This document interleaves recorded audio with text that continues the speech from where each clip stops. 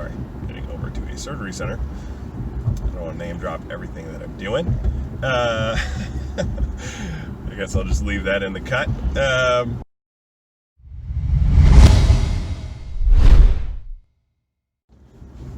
Good morning vlog. What is going on? It is a actually relatively gorgeous morning here, Tuesday morning, and headed to a surgery center this morning, but I actually have a pit stop on the way in. Sorry, the sun is coming right at me, so it's going to be hard for you to see me while I'm driving this way.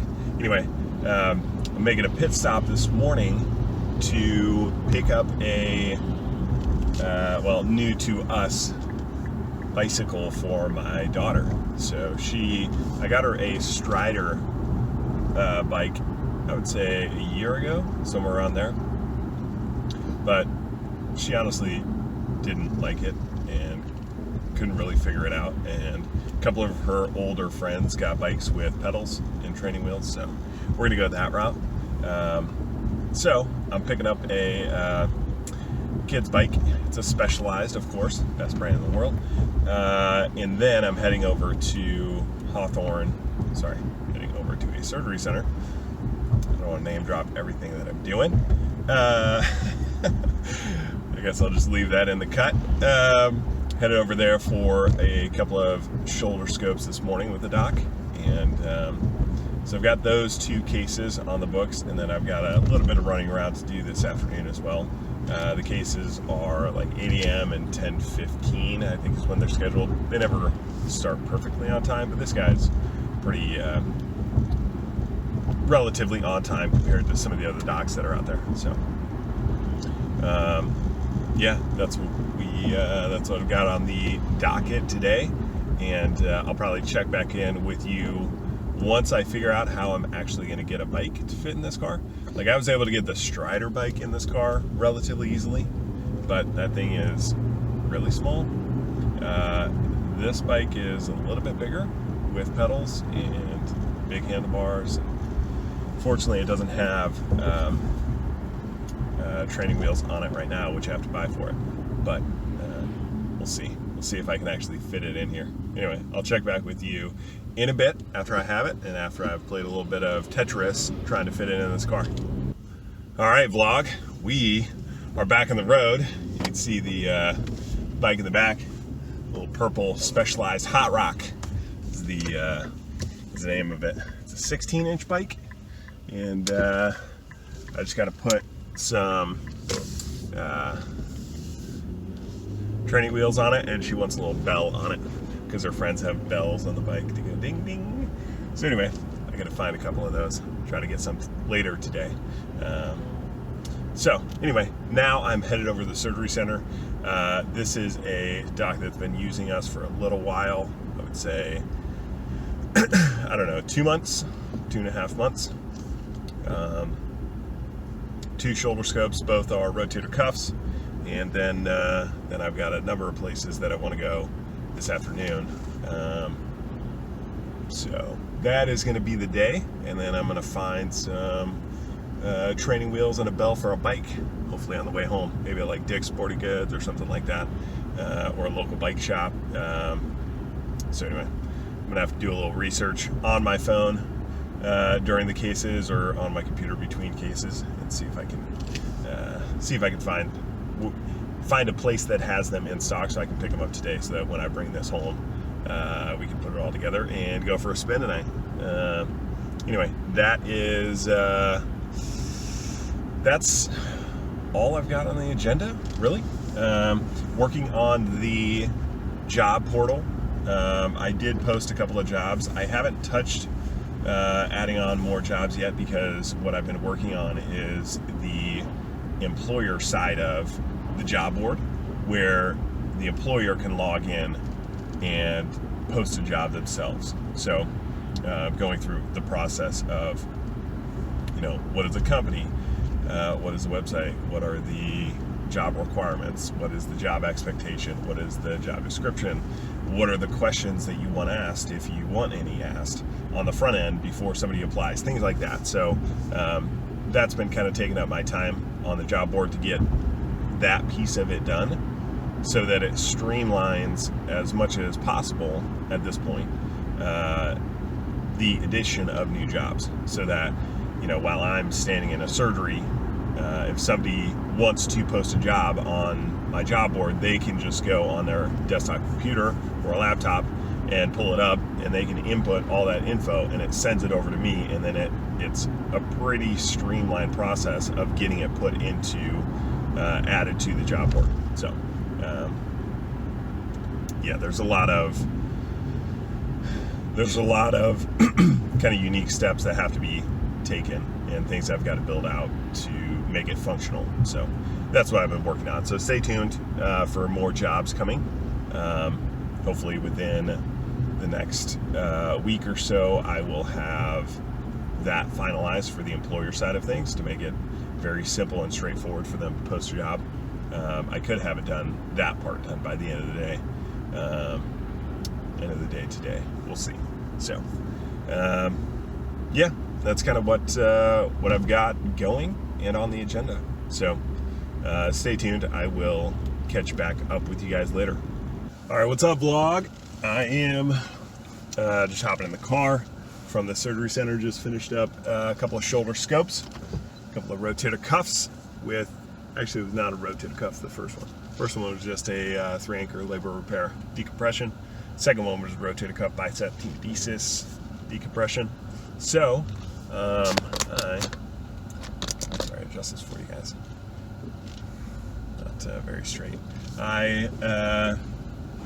First, it's almost lunchtime, so I am gonna get a bite to eat and grab a coffee and kind of do a little map out and game plan for the rest of the day. I've got to call my boss back. He called, probably wondering what's going on, what you got cooking. You know, if you've seen those memes of sales managers that are always asking their reps, what you got cooking? You know, the rep's like, I don't know. You'll have to check out those memes. You'll know what I'm talking about. Anyway, got to call him back, and then a lot of follow-ups, cold calls. Have to see if I can just keep moving the ball forward. It's easy. I think you get a couple of wins under the belt, like this account that I was just at. I am trying to close a big deal with them. I've got a couple of docs using us that we're charging for cases, but they aren't stocking the product yet. So I was trying to get that deal done before the end of last month, but they have a board meeting in a handful of days this month, handful of days from now, that they wanted to wait before fully committing. And so trying to get that over the finish line to do kind of like a big deal with them. It'd be a big deal for me and for us. So we're trying to get that done, but it's easy to, you get like one customer like this and you're locked in and you forget, like, what if this customer says no? You know, what about all the other opportunities that are on the board that are out there that, you know, I'm not pursuing if I'm spending all my time at this account? So, you know, it's good to try to close this one down, but you can't get lost in, like, never lose sight of the top of the funnel of your sales funnel. You know, you have to be spending time. And you know, it's hard to do it every day as a medical sales rep, but certainly every week you have to be spending time trying to fill the top of the funnel with opportunities. So that's, you know, literally cold calling in person. That's emails, that's LinkedIn messages, that's text messages, that's, you know, posting on, you know, LinkedIn, you know, an article about your company or something like that you hopefully will be able to, you know, get some awareness from. Either way, you've got to spend time each week to try to fill that top of the funnel, regardless of how, like, what you have going on and the business opportunities you're currently working on. Because even if I close this one, next month my boss is going to be like, hey, what you got cooking, you know? And then I got to answer for that too. So such is the life of a sales rep in general. Anyway, I am going to give my boss a call, and I will check back with you guys later. All right, I figured I'd kind of share a little bit of the conversation that I just had with my boss. And it really comes down to, we've got this surgery center, they're using us. What we're trying to do is get them to start stocking our product. Even though they have 2 doctors that are using us every week there, And one other doctor that said, who's their busiest doc, said, like, yeah, if the numbers work, we'll get it in here and I'll use it for ACLs and rotator cuffs. And that's great and all. But then the question is, this comes down to setting up contracts with customers. And what does that look like, and what are the considerations to think about when you're trying to set up a contract with the customer? Because you're going to give the customer X price, and you're going to give that customer probably a discount if they use X number of your product, right? A volume discount, pretty basic. The question is, what is kind of the volume minimum that you're going to ask from them, and how badly do you want to set that minimum? Like, if you're willing to take a lower price to get the product in the door, how aggressive do you want to be with your volume commitments that you expect from the customer? If you've got one product, and for what we're considering is we've got one product that nobody else has. So it's not like somebody else next week is going to bring in a similar product. So if we just get them to agree to a lower price and we don't give them a volume commitment expectation,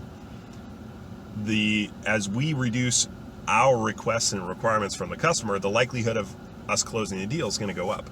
And the more we ask from them, the higher the volume commitment we expect them to do with us, the less likely they are to do the deal. And it's not there's no way to like perfectly graph that, but that's just as a model for thinking about it. If I've got a completely unique product that nobody else has, do I need to actually give them a volume commitment? Say, hey, we need you to do 300 of these a year, or more or less.